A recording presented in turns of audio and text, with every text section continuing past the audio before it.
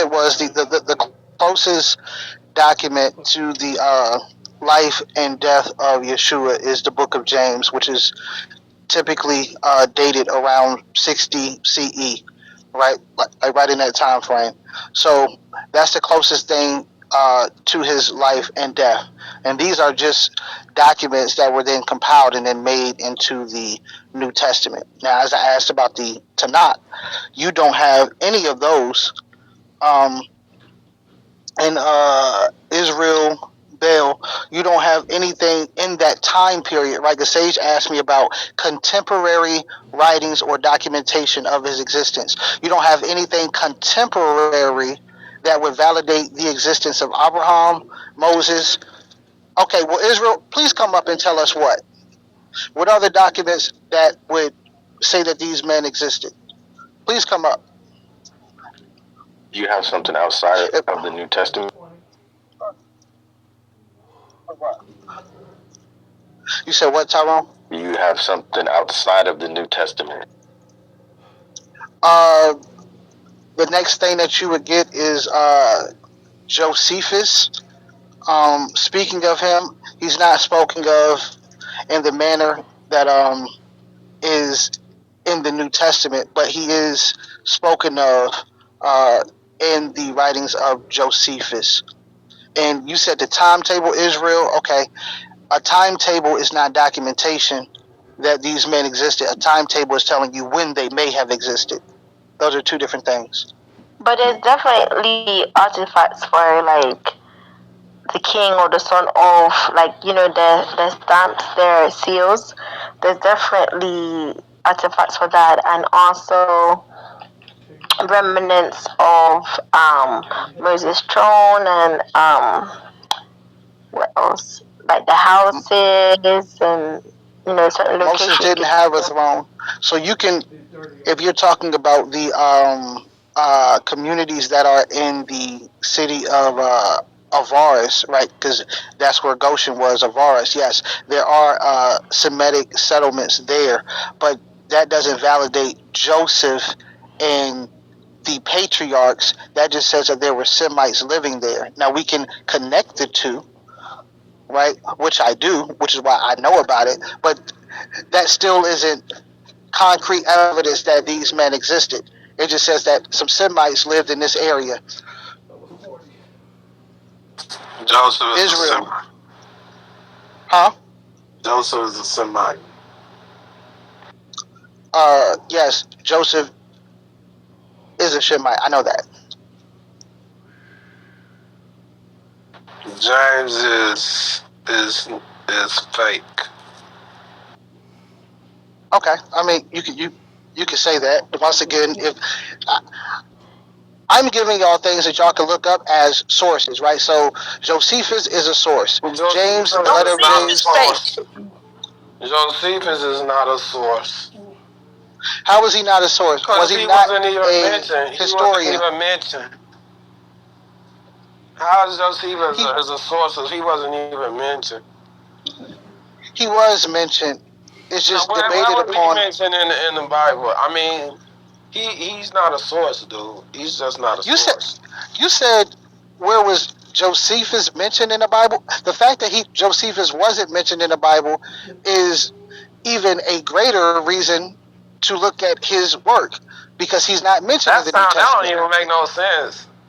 How you gonna look at somebody that wasn't even mentioned? Like, I can see if they had to be talked about. Now, when you look at Livy and Polybius, they recorded all the wars that were Alexander the Great had.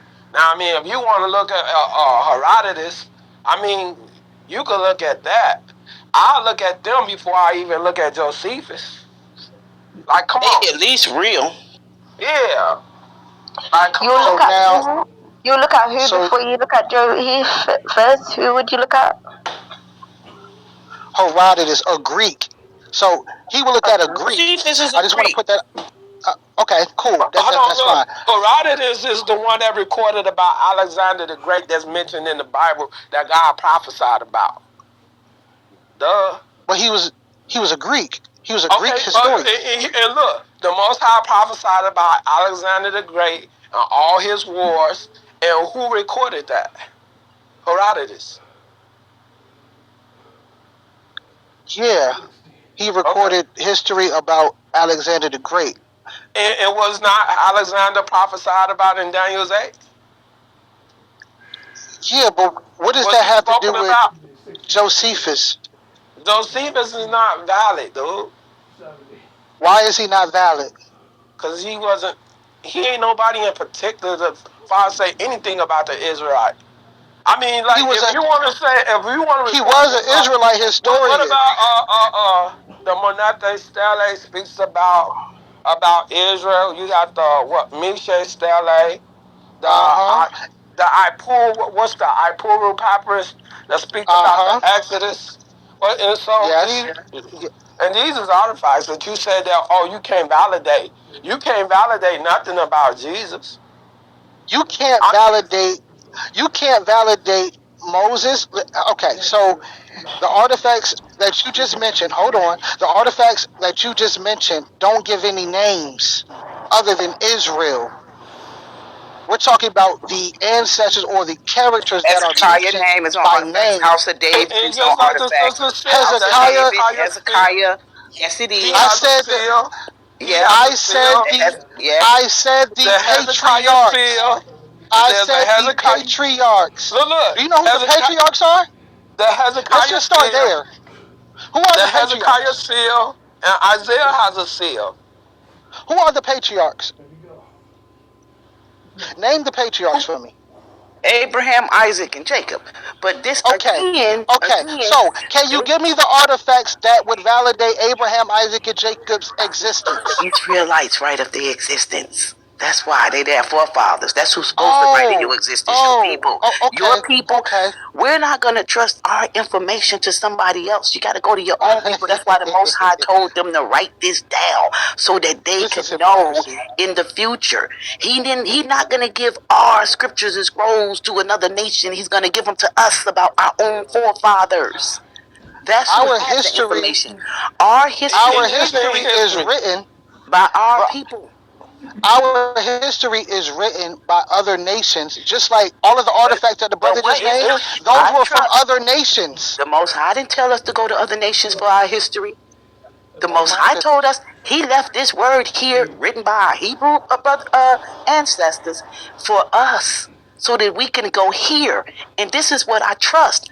I don't trust nothing outside of thus says Yahweh, because what He say is true.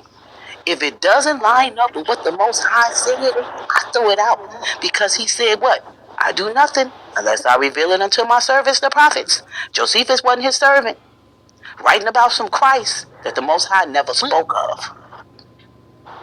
So there's a story in the book of Samuel, right, where Jonathan does something. You know, he goes and fights. Right, and then he comes back to Shaul, and then Shaul pretty much put out an edict that anybody who fights will be killed, so on and so forth. However, when Jonathan comes back, the people say, "Hey, he has fulfilled prophecy in order to get us out of this." What was the prophecy of Jonathan? Well, you tell me book, chapter, and verse, and let's read that. Okay, no sweat. Give me 1 second. I'm driving. Give me 1 second.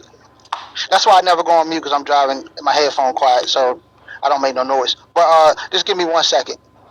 But there was no prophecy of Jonathan that we can read of. So you saying that, and there were thousands. You know what the school of the prophets were? There are thousands of prophets. Let's just go back to what you just said. Somewhere was a prophecy about Jonathan fighting wars. That's my point, is that there was no prophecy written, but they spoke of him fulfilling a prophecy. That's a blanket statement, bro. How? What? That means that was irrelevant. That didn't even make no sense. She said that a man wasn't prophesied of because Jesus it's not wasn't written. Prophesied about. He not even spoken about. Like, come on. Like, make that make sense. Why were our people looking for a Messiah in his time. Our people were looking for a Messiah in